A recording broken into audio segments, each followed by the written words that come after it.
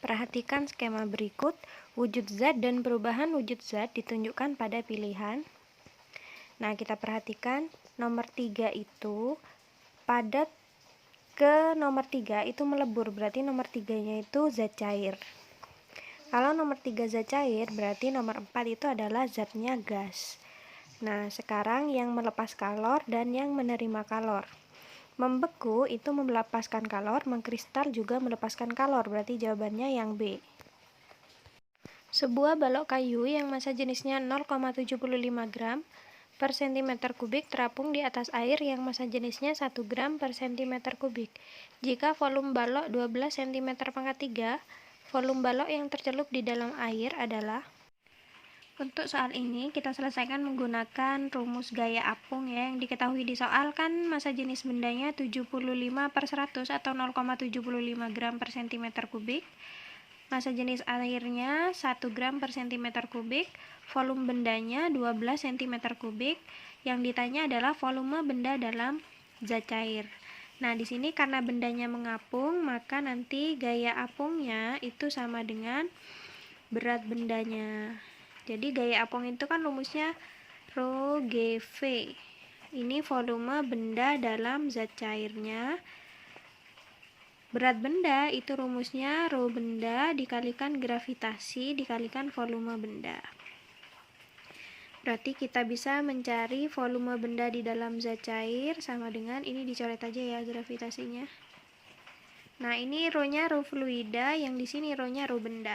Berarti rho benda dikalikan volume benda dibagi rho fluida atau zat cairnya.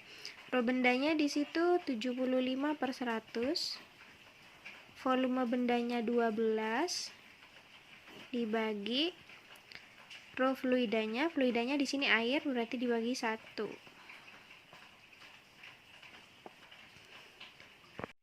Sama dengan 9 cm kubik. Jadi jawabannya yang D. Seorang anak menjatuhkan sebuah batu bermassa 2 kg dari ketinggian 20 meter sehingga batu bergerak jatuh bebas.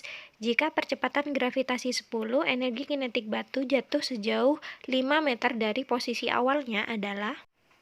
Oke, pada soal itu Mbak gambarkan sketsanya. Di sini posisi awal dia jatuh posisi A, anggap posisi A. Kemudian dia jatuh dari ketinggian 20 meter. Nah, yang kita cari adalah energi kinetik saat posisinya 5 meter dari posisi awal. Berarti dari tanah ke titik B, di sini posisi akhirnya, itu adalah 15 meter. Tinggal diselisihkan 20 dikurangi 5 meter yang sebelah sini. Nah, karena bendanya gerak jatuh bebas, maka kecepatan awal A itu sama dengan 0. Nah, kita cari energi kinetik pada saat posisinya sejauh 5 meter dari posisi awalnya. Nah, kita pakai energi mekanik ya. Energi mekanik di A harus sama dengan energi mekanik di B, karena nilai energi mekanik itu selalu kekal. Energi mekanik itu sendiri rumusnya energi kinetik ditambah energi potensial.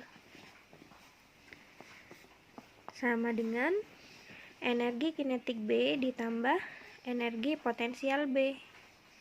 Nah, yang kita cari kan energi kinetik B, berarti tinggal dipindah ruas aja. Energi kinetik B sama dengan energi kinetik A ditambah energi potensial A dikurangi energi potensial B.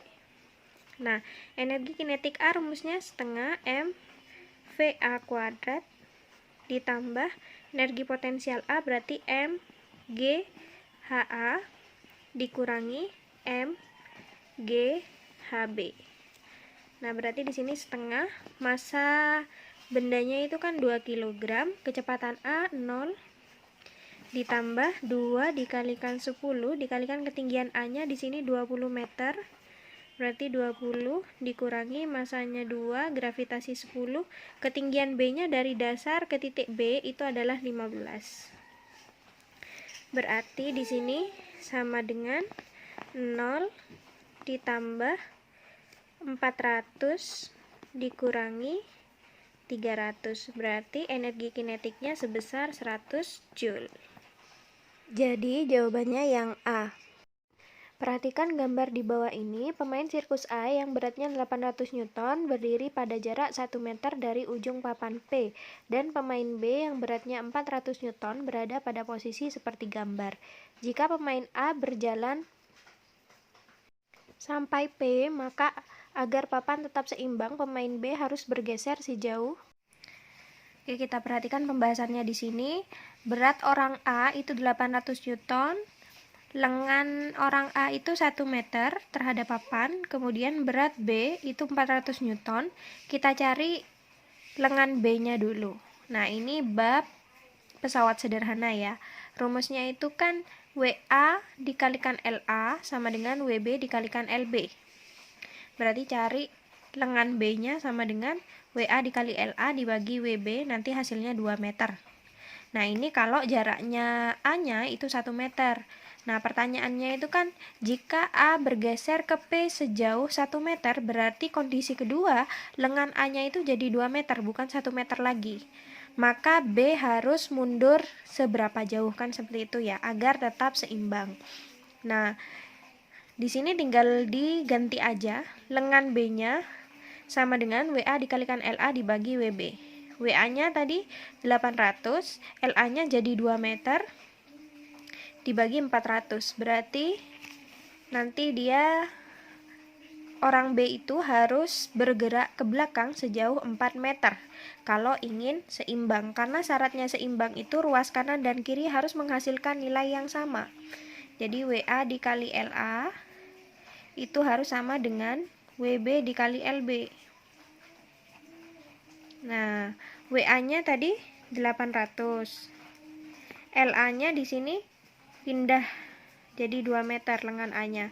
Kemudian WB-nya itu 400. LB-nya di sini 4.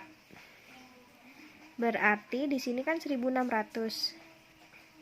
Yang di sini juga sama 1600, berarti nanti papannya akan dalam keadaan seimbang. Nah, kita perhatikan tadi kondisi awalnya jarak B-nya 2 meter. Nah, agar seimbang jarak B-nya itu harus 4 meter, maka dia harus mundur sejauh 2 meter dari titik tumpu. Jadi, jawabannya yang B. Seorang berdiri di antara dua tebing A dan tebing B yang berjarak 765 meter. Seorang tersebut meniup trompet sehingga bunyinya memantul pada tebing A dan B. Jika jarak orang dengan tebing A 255 meter dan saat bunyi pantul dari tebing A ke seseorang 1,5 detik, maka waktu bunyi pantul oleh tebing B ke orang adalah. Nah, di sini tebing A dan tebing B jaraknya 765 meter. Jarak dari orang ke tebing A itu 255 meter, sedangkan jarak dari orang ke tebing B itu kan tinggal dikurangi, 765 dikurangi 255 sama dengan 510 meter. Nah, waktu yang diterima oleh A itu 1,5 detik, yang ditanya adalah waktu yang diterima oleh B berapa, TB ya. Nah, kita cari cepat rambat bunyi di udara dulu berapa. Nah, kita tahu rumusnya kan SA sama dengan V dikalikan TA dibagi 2. Berarti kalau cari V, 2 dikalikan SA dibagi TA. 2 dikalikan 255 dibagi 1,5 hasilnya 340 meter per sekon. Nah, di sini cepat rambat bunyi di udara yang dialami orang ini itu sama. Jadi kita pakai angka 340 di sini untuk menghitung waktu yang diterima dari tebing B. Oke, berarti rumusnya kan tinggal bolak-balik aja di sini. TB sama dengan 2 kali SP dibagi V. 2 dikali SB-nya tadi 510 meter dibagi V-nya 340, hasilnya nanti 3 detik. Jadi jawabannya yang D.